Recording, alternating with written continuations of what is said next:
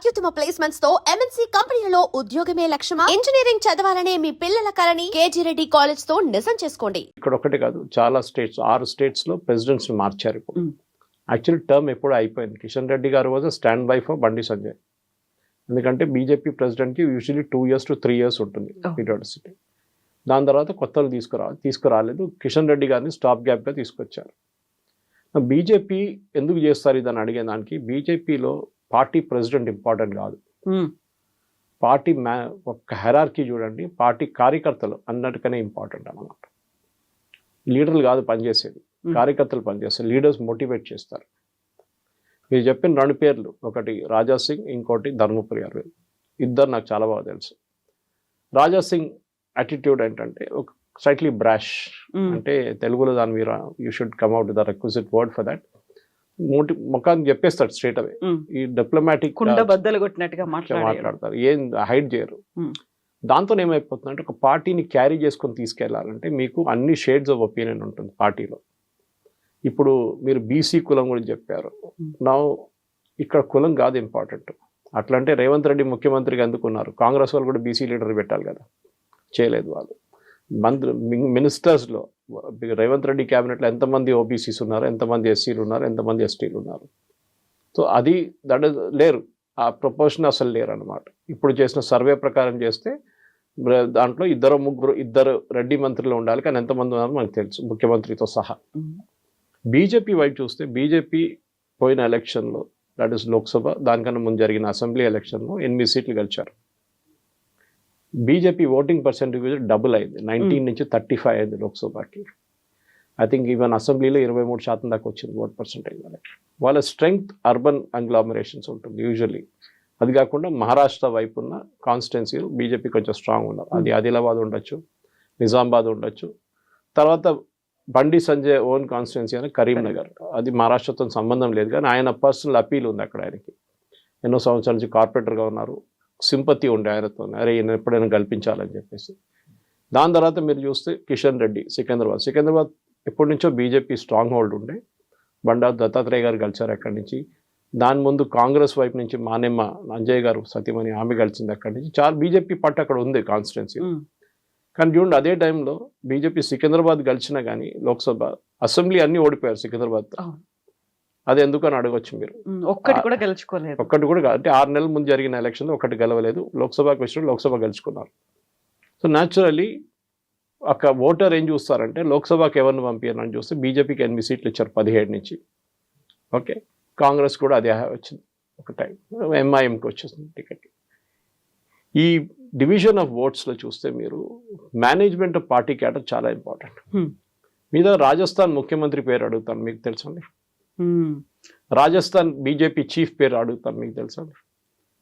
ఎందుకంటే మీకు Tamil Nadu BJP chief పేరు అడుగుతాను, అన్నామలై తర్వాత వచ్చిన అన్నామలై గుర్తుంటారు మీకు. ఎగ్జాక్ట్లీ అన్నామలైని ఎందుకు తీసుకొచ్చారు? ఈ వాజ్ నోబడి. ఒక ఐపీఎస్ ఆఫీసర్ కొన్ని ఉడిపిలో ఉన్న ఐపీఎస్ ఆఫీసర్, ఆయన వాలంటరీ తీసుకొని పార్టీలో వచ్చారు. అన్నామలై ఏం చేశారు, ఫస్ట్ నేను పెద్ద లీడర్ ఎవరిని పట్టించుకోను, దానికోసం ఆయన ఇప్పుడు పక్కన పెట్టారు వీళ్ళు బీజేపీ వాళ్ళు. నేను కార్డర్ బిల్డప్ చేస్తా అన్నారు. తమిళనాడులో బూత్ వైజ్ కార్డర్ బిల్డప్ చేశారు, first leader to do so. Telangana కూడా నేర్చుకోవాలి ఆయన దగ్గర. రామచంద్ర గారు నేను కలిసినప్పుడు అదే చెప్తాను, ఫస్ట్ మీరు ఇక్కడ ఉన్నారు. డక్కిలి తెలంగాణలో బీజేపీకి ఒక 80% దాకా కాన్స్టిట్యున్సీలో బూత్ లెవెల్ వర్కర్స్ ఉన్నారు, బూత్లో కూర్చుంటారు, ఓటింగ్ రోజు ఆ బూత్లో ఉంటారు వాళ్ళు. అది అన్ని పార్టీకి కావాలని లేదు, ఎందుకంటే కాంగ్రెస్ లాంటి పార్టీ కానివ్వండి, మిగతా పార్టీలు ఎవరైనా బీఆర్ఎస్ లాంటి పార్టీలో వాళ్ళకు బిర్యానీ మందు డబ్బులు ఇస్తేనే వాళ్ళు బూత్లో కూర్చుంటారు. బీజేపీ వాళ్ళు అట్లా కాదు, బికాజ్ ఆర్ఎస్ఎస్ కల్చర్ నుంచి వస్తారు వాళ్ళు టిపికల్ వస్తారు, పని చేస్తారు, ఇంటికి వెళ్ళిపోతారు, వాళ్ళకి ఏమి ఇవ్వక్కర్లేదు అనమాట. కానీ ఆ బిల్డప్ చేయాలంటే తెలంగాణలో, ఎందుకంటే ఇప్పుడు లోక్సభ ఇప్పుడు ఎలక్షన్ ఏం లేదు, అసెంబ్లీ కూడా లేదు, లోకల్ బాడీ ఎలక్షన్స్ రాబోతుంది. లోకల్ బాడీ ఎలక్షన్లో పార్టీలు కాదు అక్కడ ఇంపార్టెంట్, ఇండివిజువల్స్ ఇంపార్టెంట్. జెడ్పీటీసీలు కానివ్వండి, ఎంపీటీసీలు కానివ్వండి, సర్పంచ్లు కానివ్వండి, వీళ్ళందరూ ఇండివిజువల్ బేసిస్లో గెలుస్తారు.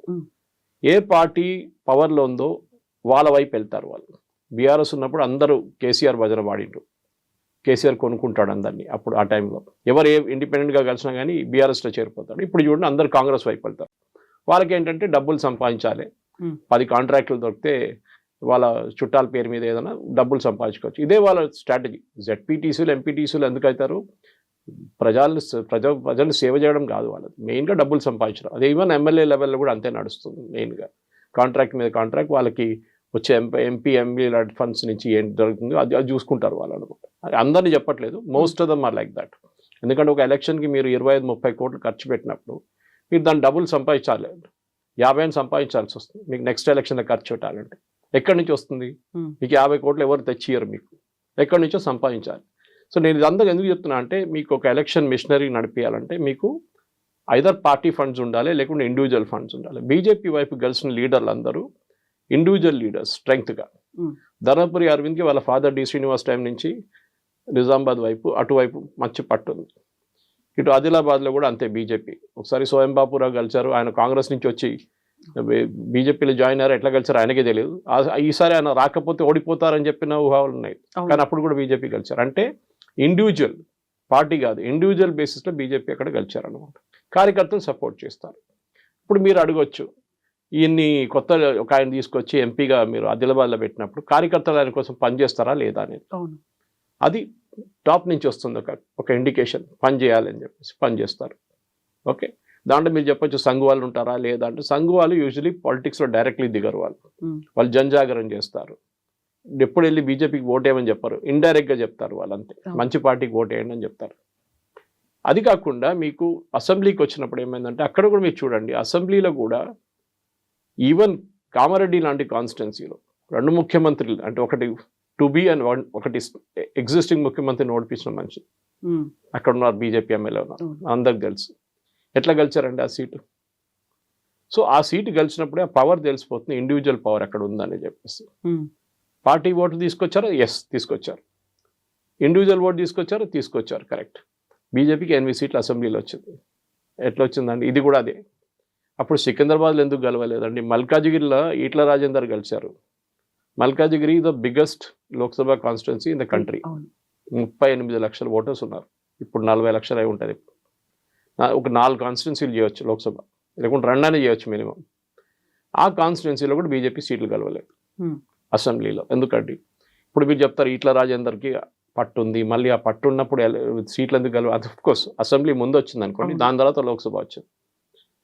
ప్రాబ్లమ్ ఇస్ సింపుల్, ఏంటంటే పార్టీ లీడర్షిప్ కాదు ఇంపార్టెంట్. మీరు ఎవరిని తీసుకొచ్చినా కానీ, అది రాజాసింగ్ ఉండొచ్చు, అది ధర్మపురి అరవింద్ గారు ఉండొచ్చు, ఆర్ ఈవెన్ రామచంద్ర గారు ఉండొచ్చు, లేకుంటే ఎవరైనా ఇంకా లీడర్లు తీసుకొస్తే వాళ్ళు పర్ఫామ్ చేయాల్సి వస్తుంది. ఏంటంటే బూత్ లెవెల్ నుంచి పర్ఫామ్ చేయాలి. దానికి కొంతమంది లో ప్రొఫైల్గా పనిచేస్తారు, కొంతమంది హై ప్రొఫైల్గా పనిచేస్తారు. లొల్లి చేయడం కాదు, ఎక్కువ మెథాడికల్గా పనిచేయడం ఉంటుంది. రెండో ఫ్యాక్టర్ బీజేపీలో ఏంటంటే, సంఘ్ వైపు నుంచి వచ్చే అబ్జెక్షన్ ఏముంటుందంటే, వీళ్ళు కొత్త వచ్చిన వాళ్ళకి ఎందుకు ఇంత ఇంపార్టెన్స్ ఇవ్వాలని చెప్పి, విచ్ ఇస్ కరెక్ట్. బీజేపీ ఇప్పుడు చెప్పిన రామచంద్ర గారి గురించి చెప్పాను చూడండి, నేను చదివింది రైల్వే డిగ్రీ కాలేజ్లో 80 to 83, ఆ టైంలో ఆయన కూడా అక్కడ ఉన్నారు. అప్పుడు ఆలోచించా, ఎన్ని సంవత్సరాల ముందు, అది 83లో.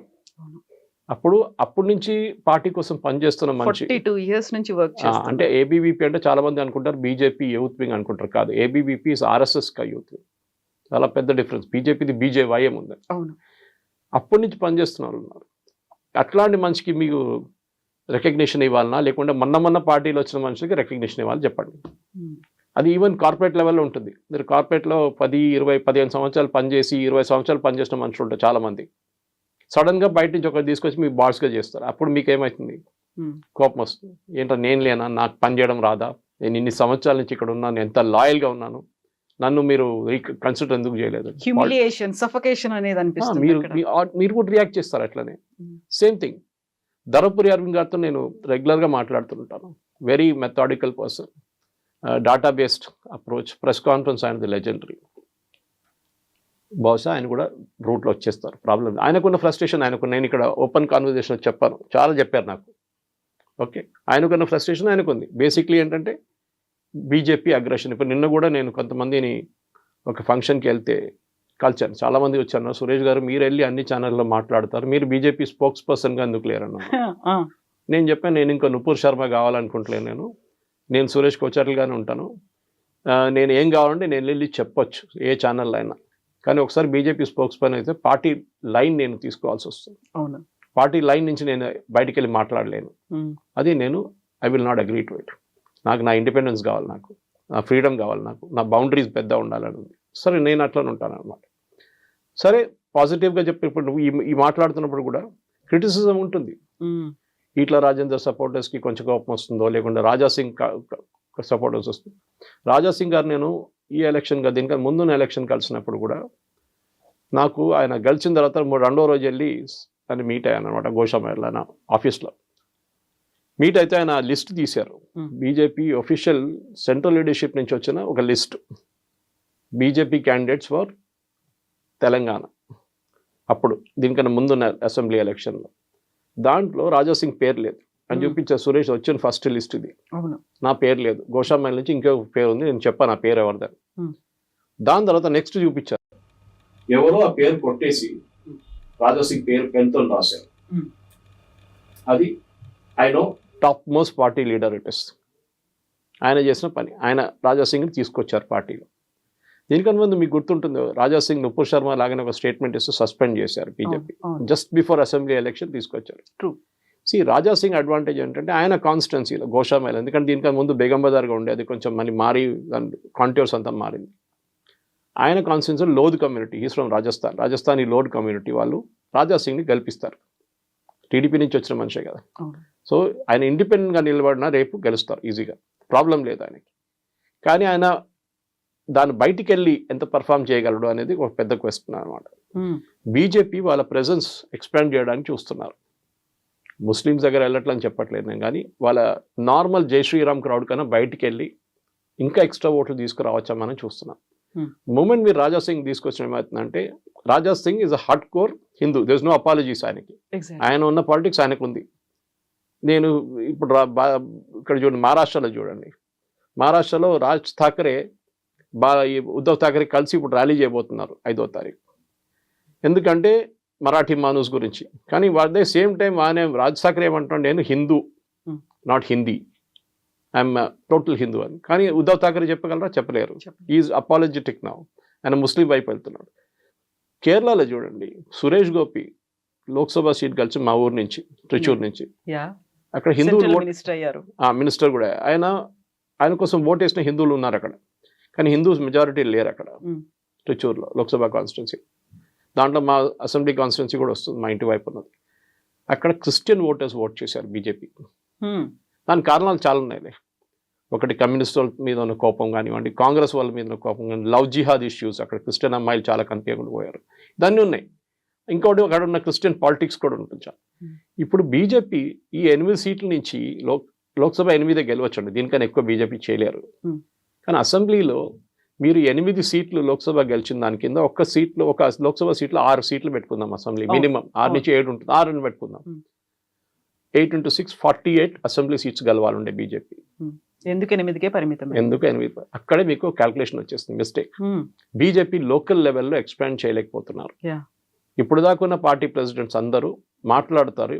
నిన్న కూడా ఇదే చెప్పాను, ఇదే ఫంక్షన్ కానీ చాలా మంది అన్నారు, సురేష్ గారు ఎందుకు ఇట్లా జరుగుతుంది, మీలాంటి వాళ్ళు ఇంత మాట్లాడతారు, మోదీ గారు 70 స్కీమ్స్ ఉన్నాయి, 70 స్కీములు ఉన్నాయి, ఆ స్కీముల గురించి మాట్లాడుకుంటా ప్రెస్ కాన్ఫరెన్స్లు పెడతారు పార్టీ ఆఫీస్లో, ఎందుకు చేస్తున్నారని నేను ఎప్పుడు చెప్తుంటా. ఇప్పుడు కూడా నన్ను చాలామంది బీజేపీ లీడర్స్ ఫోన్ చేసి లేకుంటే ఆర్ఎస్ఎస్ వాళ్ళతో ఇండైరెక్ట్గా నాకు మెసేజ్ పంపిస్తారు, ఏంటి సురేష్ గారు ఇట్లా పార్టీ తిడుతున్నారని చెప్పి. తిట్టట్లేదు, మీరు ఆ ప్రెస్ కాన్ఫరెన్స్ ముందు బంద్ చేయండి, అది వేస్ట్. మోదీ గారిని చూడండి, ఏ ప్రెస్ కాన్ఫరెన్స్ చేయరు మోదీ గారు, ఈ 11 సంవత్సరాలు ఎక్కడ చేయలేదు. ఆయన కమ్యూనికేషన్ మారిపోయింది, ప్రెస్ కాన్ఫరెన్స్ అనే కాన్సెప్ట్ పోయింది. ఇప్పుడు షియర్ వేస్ట్ ఆఫ్ టైం. ఇప్పుడు సో డిజిటల్ ఏజ్ ఉన్నప్పుడు ఏం ప్రెస్ కాన్ఫరెన్స్ అండి, మీరు డైరెక్ట్ ఒక 2-3 నిమిషాలు వీడియో చేసి వీడియోలు వేసేసేయండి, అది బికమ్స్ వైరల్. ప్రెస్ కాన్ఫరెన్స్ ఎవరు చూస్తారండి చెప్పండి నాకు? మీరు లైవ్గా చేసిన ప్రెస్ కాన్ఫరెన్స్ అనుకోండి, 3 గంటలు 4 గంటల టైంలో చేస్తారు యూజువల్లీ ప్రెస్ కాన్ఫరెన్స్. ఎవరు చూస్తారు? టీవీ ముందు ఎవరు ఉంటారు? ఇంట్లో హోమ్ మేకర్స్ ఉంటారు, ముస్లోళ్ళు ఉంటారు, ఎవరు ఉంటారు దానికన్నా? వాళ్ళు చూస్తారా? బండి సంజయ్ మాట్లాడుతున్నారు, లేకుంటే కిషన్ రెడ్డి మాట్లాడుతున్నారు, లేకుంటే రామచంద్రరావు గారు మాట్లాడుతున్నారు, రాజాసింగ్ మాట్లాడుతున్నారు, వాళ్ళు చూస్తారు? చూడరు. ఫస్ట్ ఆఫ్ ఆల్ ఎన్నో ఛానళ్ళు ఉన్నాయి, ఆ టైంలో సీరియల్ చూసుకుంటూ కూర్చుంటారు హోమ్ మేకర్స్ అందరూ. ఆ టైంలో ఎందుకు వెళ్ళి ప్రెస్ కాన్ఫరెన్స్లో ఎందుకండి? వీళ్ళకి థ్రిల్ ఏంటంటే నెక్స్ట్ డే పేపర్లో వస్తుంది, నెక్స్ట్ టెలివిజన్లో నేను కనిపిస్తాను, కానీ దాని రిజల్ట్ ఏంటి? నేను ఎప్పుడు చెప్తూనే వస్తున్నాను, మోదీ గారిని చూసుకొని నేర్చుకోండి. మీరు డయింగ్ మీడియం లైక్ రేడియో తీసుకొని ఆయన మోదీ గారు మన్ కీ బాత్ చేశారు. ఎందుకు? టెలివిజన్లో చేయొచ్చు కదా, చేయలేదు. ఈ న్యూస్ పేపర్ ఫినిష్ అయిపోయింది, ఏజ్ అయిపోయింది న్యూస్ పేపర్ది. ఇప్పుడు జనరేషన్ న్యూస్ పేపర్ అసలు చదవట్లేదు. మళ్ళీ ప్రెస్ కాన్ఫరెన్స్ పెట్టి ఈ న్యూస్ పేపర్లో వచ్చిన న్యూస్ ఎవరు చదువుతున్నారండి? యంగ్స్టర్స్ చదువుతున్నారా? లేదు, వాళ్ళు పేపర్ ఉంటారు. ఇప్పుడున్న జనరేషన్ పేపర్ ముట్టరు అసలు. 25-30 ఏజ్లో ఎవరు పేపర్ చదవరు. టెలివిజన్ చూస్తారా? చూడరు. పొద్దున 9కి వెళ్తే రాత్రి 8 గంటలకు ఇంటికి వస్తారు ఎవరైనా కానీ. ఇప్పుడు ఎవరు టెలివిజన్ చూస్తారు? ఎవరు చూడరు. అందరూ ఇట్లాంటి మొబైల్ ఫోన్లో వాళ్ళకి వస్తున్న న్యూస్ చూస్తుంటూ ఉంటారు వాళ్ళు. మీరు కమ్యూనికేషన్ స్ట్రాటజీ మార్చండి. So this is where even if నా రామచంద్రరావు గారిని కలిసి ఫస్ట్ ఇదే చెప్పబోతున్నాను. మోదీ గారికి ఉన్న స్కీమ్లో ఒక్క స్కీమ్ తీసుకోండి, ముద్రా లోన్ తీసుకోండి. 40 కోట్ల మందికి కంట్రీలో ముద్రా లోన్స్ వచ్చినాయి. అకౌంట్స్ 40 crore అకౌంట్స్, డబ్బులు చాలా ఖర్చు అయినాయి, అది డిస్పర్స్ అయింది అనుకోండి. దాంట్లో మినిమం తెలంగాణలో ఇక్కడున్న పాపులేషన్ కన్నా 6 కోట్లని పెట్టుకుందాం, 5 కోట్లు పెట్టుకుంటే కూడా 2.5 కోట్ల మందికి ఇక్కడ ముద్రా లోన్లు వచ్చినాయి. వాళ్ళ ఫ్యామిలీ మెంబర్ కూడా ఉంటారు కదా. అంటే ఆల్మోస్ట్ ఎవ్రీ ఓటర్, అంటే 80% ఆఫ్ ఓటర్స్కి బెనిఫిట్ అయింది. వాళ్ళు కుట్టు మిషన్ కొనుక్కున్నారో, కిరాణా కొట్టు ఎక్స్పాండ్ చేశారో, వెల్డింగ్ షాప్ పెట్టుకున్నారో, లేత్ మిషన్ పెట్టుకున్నారో, ఏమైనా చేశారు. వాళ్ళు కెమెరాలు కొనుక్కున్నారు చాలా మంది నాకు తెలిసిన వాళ్ళు ముద్రాలో. ఎందుకంటే షూరిటీ అక్కర్లేదు, కొలాటరల్ అక్కర్లేదు మీకు. మీరు కన్వే చేయగలరా? చేయలేరు. This is where BJP Telangana has failed, miserably failed. నేను ఇప్పుడు ఎన్నోసార్లు చెప్పాను, మోదీ గారికి ఉన్న స్కీములు మీరు ఒక్క స్కీమ్ తీసుకొని మీరు పబ్లిసిటీ చేయండి.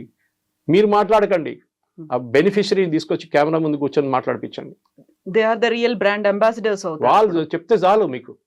వాళ్ళు వాళ్ళ జీవితం గురించి మాట్లాడినప్పుడు your message gets conveyed. Leadership is not important. Modi గారు ఇప్పుడు జేపీ నడ్డా గారు ఇన్ని సంవత్సరాల నుంచి బీజేపీ చీఫ్గా ఉన్నారు. ఈ suppose to been replaced before the election, 24 election తర్వాత. ఇప్పుడు మనం 25కి వచ్చేసాం, ఆల్రెడీ జూలైలో ఉన్నాం. మార్చారా? మార్చలేదు. ఇప్పుడు కూడా ఆయన ఎవరిని పెట్టాలి, శివరాజ్ సింగ్ చౌహాన్ పెట్టాలన్నా, నితిన్ గడ్కరీని చేయాలన్నా అని చెప్పి అక్కడ పెద్ద చర్చ నడుస్తుంది. కానీ పార్టీ నడుస్తుంది కదా. ప్రాసెస్ ఇస్ ఇంపార్టెంట్, పీపుల్ కాదు. కాకపోతే ఇక్కడ కార్యకర్తలు, మనం ముందు నుంచి కూడా బీజేపీ కార్యకర్తలు బేస్డ్గా ఉన్నటువంటి పార్టీ. కార్యకర్తలకి మనసులో ఏముంది, వాళ్ళు ఎవరు కావాలనుకుంటున్నారు అది ఆలోచించలేదు. At the same time double engine సర్కార్ అనేది చెప్తున్నారు. కార్యకర్తలు మనకి ఇక్కడ రాష్ట్రంలో బీజేపీని తీసుకురావాలనుకుంటున్నారు తప్ప ఇక్కడ ఉన్నటువంటి నాయకత్వానికి ఆలోచన లేనట్టుంది అనే మాట రాజాసింగ్ అన్నారు కదా. కార్యకర్తలకి లీడర్కి డిస్కనెక్ట్ ఉందని లేదని చెప్పట్లేదు, ఉంది, డెఫినెట్గా ఉంది. ఎందుకంటే కార్యకర్తల్ని ఎప్పుడు అడ్రస్ చేస్తారంటే, మోదీ గారు ఏదో మీటింగ్ పెట్టినప్పుడు, లేకుంటే అమిత్ షా గారు వచ్చినప్పుడు ఒక మీటింగ్ పెట్టినప్పుడు కార్యకర్తలు పిలుస్తారు. మీరు కార్యకర్తల్ని స్పెసిఫిక్ ఎమ్మెల్యే లెవెల్ కానివ్వండి, ఈవెన్ వితౌట్ ఎమ్మెల్యే కూడా ఉన్నప్పుడు కూడా కానీ, మీ సిటీ ప్రెసిడెంట్ లెవెల్లో ఉన్నా కానీ, మీరు ఎంతమంది కార్యకర్తల్ని కలిశారు? కలవరు అసలు. నేను చెప్తున్నాను, ఎలక్షన్ టైం ముందు కలుస్తారు, అందరిని పిలిపిస్తారు. అప్పుడు బూత్ మేనేజ్మెంట్ గురించి, జన్ జాగరణ గురించి అన్నీ చేస్తారు ఆ టైంలో. ఇవి చాలా ఇంపార్టెంట్. మీరు చెప్పిన ప్రశ్న కరెక్ట్. కార్యకర్తలు ఎందుకు రాజాసింగ్ క్లిక్ అవుతున్నారు అంటే, రాజాసింగ్ ఒక హనుమాన్ ప్రొసెషన్ పెడతాం, జయ హనుమాన్ ప్రొసెషన్ పెడతాం, శోభయాత్ర 1,00,000 మంది వచ్చేస్తారు. అదే టైంలో ఇంకో లీడర్ పిలిస్తే ఎవరు రాడు. అది రాజాసింగ్ అప్పీల్ అన్నమాట. అందరు అట్లా చేయలేరు. ఇప్పుడు యోగి ఆదిత్యనాథ్ గవర్నర్ ఆయన మాట్లాడుతూ ఒక ఫీవరిష్ పిచ్తో మాట్లాడతారు. అదే టైంలో మీరు శివరాజ్ సింగ్ చౌహాన్ తీసుకోండి, చాలా సాఫ్ట్గా మాట్లాడతారు. కానీ ఇద్దరు పని చేపిస్తారు కదా. ఇద్దరు ముఖ్యమంత్రులుగా ఉన్నారు. ఒక ఆయన ఎక్స్ చీఫ్ మినిస్టర్, ఒక ఆయన ప్రజెంట్ చీఫ్ మినిస్టర్. ఈ కార్యకర్తలకి లీడర్స్కి డిస్కనెక్ట్ ఉందని ఏ డౌట్ లేదు. పాసిబ్లీ రామచంద్రరావు గారికి అన్నిటికంటే పెద్ద ఛాలెంజ్ ఇది. ఇప్పుడు కార్యకర్తల్ని కన్సిస్టెంట్గా కలవాలి. బీజేపీలో ఏమైపోయిందంటే కాంగ్రెస్ కల్చర్ వచ్చేసింది, బీఆర్ఎస్ కల్చర్ వచ్చేసింది. లీడర్స్ వచ్చారు కాబట్టి అది అలా వచ్చేసిందా కల్చర్. స్టేజ్ మీద ఎక్కువ మంది ఉంటారు, ఆడియన్స్ లో తక్కువ ఉంటారు. అందరికీ స్టేజ్ లో కూర్చోవాలి. చూడండి, మీరు ఒక ప్రెస్ కాన్ఫరెన్స్ చూడండి, బీజేపీ స్టేట్ ఆఫీస్ లో 9-10 మంది ఉంటారు పైన. ఎందుకంటే అంతమంది? అందరూ టీవీలో కనిపించాలని. నేను sorry, work on the ground level, అది ఇంపార్టెంట్. మోదీ గారు చెప్పారు, అమిత్ షా గారు ఎన్నోసార్లు చెప్పారు. నేను అమిత్ షా గారితో పనిచేశానండి లక్నోలో, వారణాసిలో 2014 ఎలక్షన్ టైంలో. నేను అక్కడ ఉన్నాను, చూశాను ఆయన వర్క్ మెథడాలజీ. ఏం స్లేవ్ డ్రైవర్ అని చెప్తారు చూడండి ఇంగ్లీష్లో, దట్ ఈస్ వాట్ హీస్. పొద్దున 3 గంటలకు మీటింగ్ పెడతారండి, మళ్ళీ అంటారు 6 గంటలకు కలుద్దాం అంటారు, మళ్ళీ 3 hours లేట్. ఒకసారి నాకు ఇప్పుడు కూడా గుర్తుంది, వారణాసిలో 2014లో చాలామంది మేము పొద్దున 10 గంటలకు ఛాయ్ తాగి సమోసాలు తిని జిలేబీలు తిని కూర్చుంటాం పొద్దున. అక్కడ బ్రేక్ఫాస్ట్ అదే కదా. అవును. కూర్చున్నప్పుడు వచ్చి చూసి కోపం వచ్చి, 5 मिनट में कोई दिखेगा इधर लात मार के बाहर निकाल दूंगा అంటే 5 నిమిషాలు ఇంకెవడని ఇక్కడ కనిపిస్తే కొట్టి బయట లాగి పంపిస్తే పెట్టి కొడతారు. ఇన్ ద ఫీల్డ్ పని చేయాలి. ఎలక్షన్ టైంలో కాదు మీ ఓటర్ దగ్గర వెళ్ళడం. అప్పుడు ఎలక్షన్ ఉండే అనుకోండి, ఇక్కడ కూడా అదే చెప్తాను, మీరు ఓటర్ దగ్గర ఎప్పుడు వెళ్ళాలండి? When is not expecting you, మిమ్మల్ని ఎక్స్పెక్ట్ చేయట్లేదు. ఎలక్షన్ టైంలో అందరూ వస్తారు ఓటర్ స్లిప్లు ఇవ్వడానికి, మా పార్టీకి ఓట్ వేయని చెప్పండి. ఇప్పుడు వెళ్ళండి, ఇప్పుడు వెళ్ళి కలవండి, ఏమేమి ప్రాబ్లమ్స్ ఉంది చెప్పండి, నీళ్ళ ప్రాబ్లం ఉందా, డ్రైనేజ్ ప్రాబ్లం ఉందా, లేకుంటే ఇంకేమైనా ఇష్యూస్ ఉందా అని వాళ్ళు అడగండి ఓటర్స్ని, వాళ్ళు అప్రిషియేట్ చేస్తారు. అది చేయాలండి. దాట్ ఈస్ వేర్ కార్యకర్తలు పనికి వస్తారు మీకు, ఎందుకంటే వాళ్ళు గల్లీ గల్లీ వాళ్ళకి తెలుసు. ఇది కార్యకర్తలు లక్షలాది మంది కార్యకర్తలు ఉన్నప్పుడు వాళ్ళని వాడుకోవడానికి తెలియాలి ఎట్లా చేయాలి. అక్కడే లీడర్షిప్ కేపబిలిటీ వస్తుంది. ఏదో నేను 10 మంది, నేను 20 మంది స్టేజ్లో కూర్చుంటాను, బయట 100 మంది కూర్చుంటారు, మీ 100 మంది కూడా ఆలోచిస్తాను నేను కూడా ఒకటే స్టేజ్లో కూర్చోవాలి. స్టేజ్లో కూర్చోక్కర్లేదండి. I hate that. నన్ను కూడా చాలా మంది స్టేజ్లో వచ్చి కూర్చోమంటారు పబ్లిక్ మీటింగ్. నేను నా టర్మ్ వచ్చినప్పుడు పిలవమంటాను అంతే. నేను ఎప్పుడు మాట్లాడే అప్పుడు నేను వచ్చి మాట్లాడి మళ్ళీ ఆడియన్స్లో కూర్చుంటాను. అది నేర్చుకోవాలి. ఆ ప్రాబ్లం ఏమైందో ఆ కల్చర్, కాంగ్రెస్ కల్చర్ అది అక్కడి నుంచి వచ్చిందన్నమాట. ఎందుకంటే బయట నుంచి చాలా మంది బీజేపీకి వచ్చారు, లీడర్స్ వచ్చారు కాబట్టి ఆ కల్చర్ తీసుకొచ్చారు. వాళ్ళు షాల్ వేయడము, వీళ్ళ మీద ఒక ఫోటోలు సెల్ఫీలు తీయడము, తీయొద్దని చెప్పట్లేదు, చాలా మందికి ఉంటుంది సెల్ఫీలు తీసుకోవాలని చెప్పేసి, కానీ యూఆర్ కిల్లింగ్ ద కల్చర్. మీరు చూడండి, అదే టైంలో ఆర్ఎస్ఎస్ స్వయం సేవకులు చూడండి, వాళ్ళు ఎప్పుడు ఇట్లాంటి పబ్లిసిటీ చేయరు. మీరు ఏదైనా ఆర్ఎస్ఎస్ మీటింగ్లో ఫోటో చూసారండి, వాళ్ళు చెప్పులు బయట పెట్టి లైన్లో పెట్టి వెళ్తాడు, అక్కడ చూడండి డిసిప్లిన్ వాళ్ళకి. ఇది ప్రాబ్లం అన్నమాట. సో కార్యకర్తల్ని మోటివేట్ చేయడానికి లీడర్షిప్ అని లేదు, అది ఎవరైనా ఉండొచ్చు లీడర్షిప్ లెవెల్లో. సో పార్టీ మిషనరీ పనిచేయాలి. And BJP party machinery is awesome, superb అన్నమాట. ఏ పార్టీకి మీరు చూడండి, ఈవెన్ రీసెంట్లీ కాంగ్రెస్ చిదంబరం గారు చెప్పారు, మీరు కాంగ్రెస్ బీజేపీతో పోటీ చేయడం మర్చిపోండి, వాళ్ళ పార్టీ మిషనరీతో మీరు అసలు కాంపీట్ చేయలేరు. They are that superb efficient. ఒక పెద్ద మిషన్ అండి బీజేపీ, వార్ మిషన్. అది ఏ ఎలక్షన్ అయినా కానివ్వండి. కానీ ప్రాబ్లం ఏంటంటే ఆ టైంలోనే వీళ్ళందరూ యాక్టివ్ అవుతారు.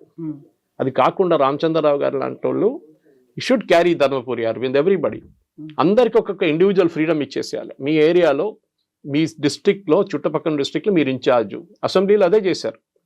అసెంబ్లీ ఎలక్షన్ టైంలో అందరికీ ఎక్కడున్న ఎంపీలకి ఉన్న వాళ్ళకి రెస్పాన్సిబిలిటీ ఇచ్చారు. ఈ అసెంబ్లీ కాన్స్టిట్యున్సీస్ అంతా మీ కింద వస్తుంది, ఇక్కడి నుంచి మీరు గెలిపించాల్సిందే.